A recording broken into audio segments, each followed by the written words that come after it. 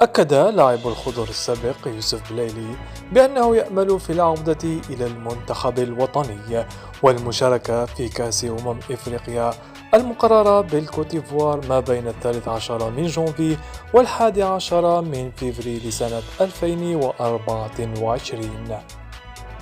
وقال بلايلي في هذا الصدد: آمل في العودة إلى المنتخب الوطني وأنا أعمل بجد مع فريقي من أجل ذلك، وأشكر زملائي الذين ساعدوني من أجل التألق في المولودية. وأضاف لاعب الخضر في تصريحات خاصة بها أمس الأحد التلفزيون العمومي: لدي أمل من أجل المشاركة في كأس أفريقيا وإفراح الشعب، ولم لا نتوج باللقب.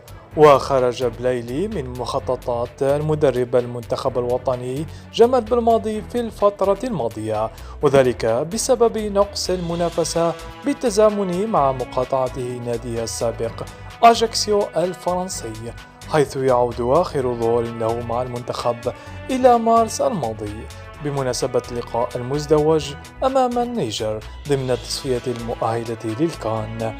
غير أن ابن الباهية قرر العودة إلى البطولة الجزائرية من بوابة مولودية الجزائر على أمل خطف أنظار الناخب الوطني، حيث نجح بلايلي في البصم على بداية مثالية في الموسم الجاري، وذلك بتسجيل 4 أهداف وصناعة 2 خلال أول 4 جولات. غير أن ذلك لم يشفع له في التواجد بالتربصات الماضية على أمل أن يحظى بفرصته في تربص نوفمبر الجاري.